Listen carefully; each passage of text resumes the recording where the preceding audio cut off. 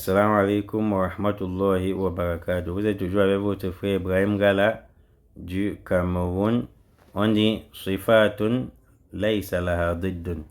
Le grand du, les caractéristiques sans modalité opposée. Donc d'autres caractéristiques qui n'ont pas leur contraire. Premièrement, le sifflement qu'on appelle as-safir.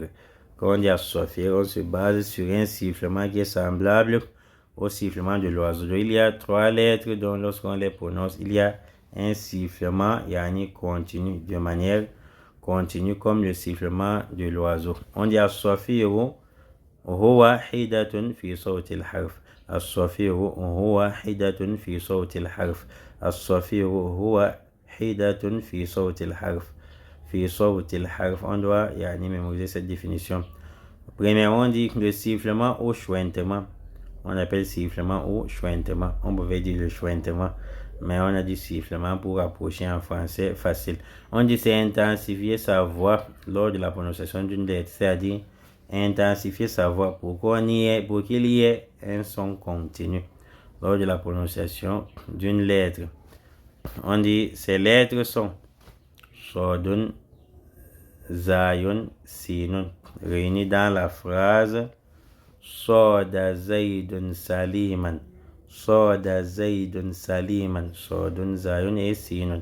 Qui signifie Zayd a chassé en toute sécurité. Saliman veut dire en toute sécurité. Et Soda c'est le verbe chasser. Zaydun c'est le nom d'une personne. Soda Zaydun Saliman. Cette phrase possède la lettre de as-safir dans chaque mot. Donc on dit par exemple as. C'est intensifier sa voix lors de la prononciation, c'est-à-dire un son continuel, intensifier sa voix. Mais c'était aussi mieux de dire c'est intensifier le son lors de la prononciation d'une lettre, d'une manière continue. As,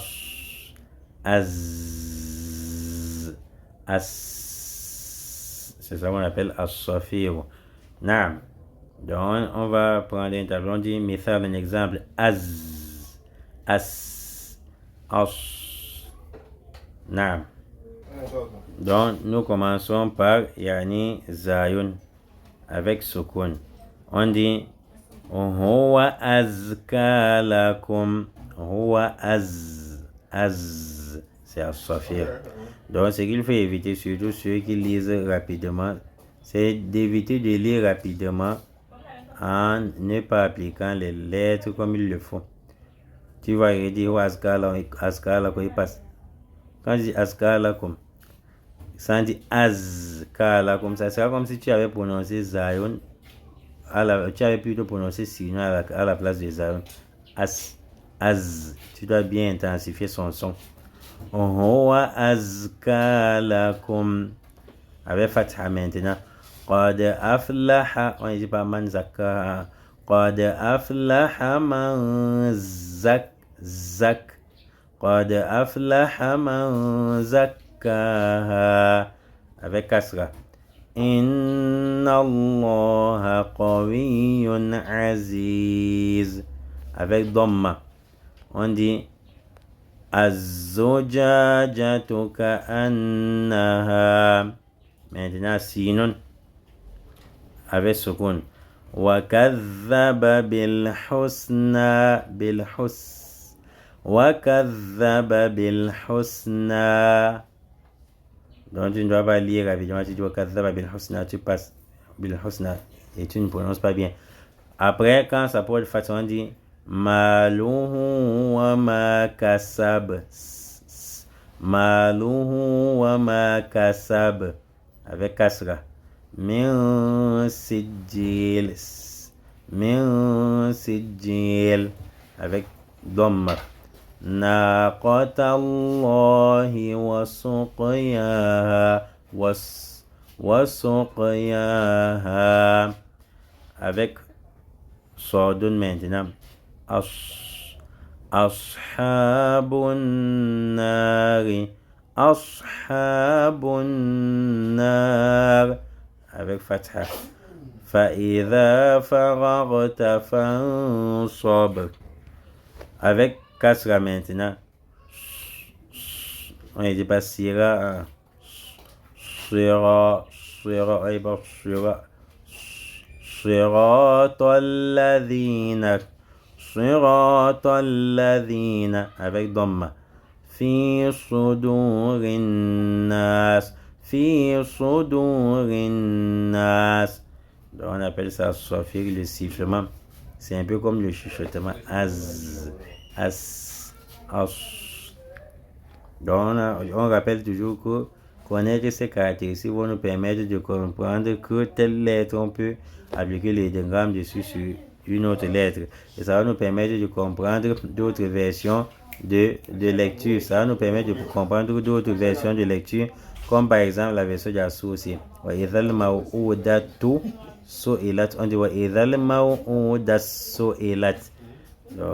les caractéristiques vont nous aider là-bas. Donc on dit le sifflement de ces trois lettres, c'est-à-dire sodun, zayon et sinun, est comme celui d'un oiseau. Az, az, as, as. Le sifflement de ces trois lettres est comme celui d'un oiseau. C'est donc la raison pour laquelle on les a surnommés de as-safir, yani les lettres de sifflement. Remarque. Première remarque, on dit, dans la première remarque, on dit, si on n'avait pas appliqué al-istirla'u et al-itobaqu sur sodun, elle deviendrait sinun. Al-istirla', c'est le fait d'élever le fond de la langue en gonflant la bouche. Et al-itobaq, c'est la fermeture as, on bloque as, le coincement, la fermeture de la langue avec la partie du palais supérieur. Donc, sodun, regardez, si je dis, si je ne bloque pas, si j'annule par exemple al-itobaq, la fermeture, je vais dire os, je vais dire os. Si maintenant j'annule la liste là, regardez, sodun, si j'annule la liste là, je vais dire as, as. Ça sera comme si nous, où je suis en train de bloquer, où je suis en train de bloquer la bouche. Donc, si maintenant on annule al-itobaq, on applique istirla sur sodun, on est l'élévation, on va dire os, os, hein? On ne bloque plus la langue avec le palais, on va dire os, os. Vous voyez comment ça ressemble un peu à sinun, on a appliqué à l'itobaq ou bien à l'istirla. On a appliqué à l'istirla ou bien à l'itobaq, os, os. Et si j'annule à l'itobaq, j'annule la l'istirla, ça va devenir as. Donc si on vous dit un jour, si sodun, on n'applique pas l'istirla, ou bien disons on n'applique pas l'itobaq, la fermeture, mais on applique seulement l'istirla, ça va devenir quoi? C'est-à-dire os, os. C'est que ça va devenir sinun avec tafkhim. Si on annule la l'itobaq sur sodun, ça va devenir, il va rester à l'istirla, os. Ça va devenir sinun avec tafkhim. Et si on annule al-itobaq et al-istirla sur sodun, ça devient as. Donc ces caractéristiques des lettres nous permettent de nous méfier lorsqu'on veut prononcer la lettre, car si on néglige l'une des caractéristiques d'une lettre, on va prononcer plutôt une autre. Deuxième remarque, on dit, si ce n'était pas dû à la caractéristique as-safir sur la lettre sinun, c'est-à-dire le son, comme le son d'un oiseau sur sinun, as. Si ce n'était pas ce son émis sur sinun, et aussi la différence au niveau de la sortie, c'est-à-dire qu'on ne mette pas la langue sur sinun. Cette différence, si ce n'était pas cette différence au niveau de la sortie, parce que on ne met pas la langue sur sinun, elle deviendrait sa'un. Un exemple, si on essaye de mettre la langue sur sinun, le son ne sera plus le son de as, ça ne sera plus s, comme le son d'oiseau. Ça ne sera plus comme le son d'oiseau. Si on essaye de mettre la langue af, vous voyez le af, le f n'est plus comme le s.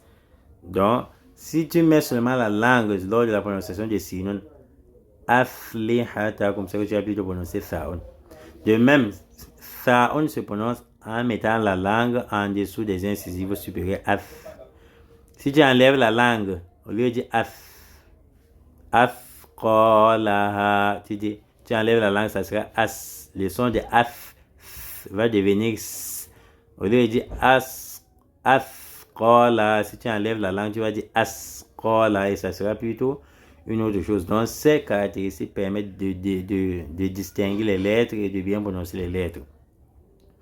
Troisièmement, on dit si ce n'était pas dû à la caractéristique du assophir sur la lettre zayon. On reconnaît zayon par z. Et zul. Si ce n'était pas le z sur zayon, il y a aussi la différence au niveau de la sortie, c'est-à-dire zalon, on met la langue et zayon, on ne met pas la langue. Si ce n'était pas cette différence où on met la langue, elle deviendrait zalon. Zayon allait devenir zalon. Et regardez, zul. De même, si tu ne mets pas la langue sur zalon, tu ne mets pas la langue, ça va devenir zayon. Au lieu de dire izazul, tu dis izazul, ça devient autre chose.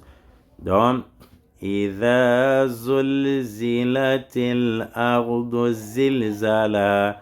Les zilzala, ce son sort parce qu'on n'a pas mis la langue en dessous des dents, en dessous des incisives supérieures. Si on met la langue, ça va disparaître, ça ne sera plus zayon. Donc, on reconnaît zayon par le son à sortir, le son de l'oiseau. Az.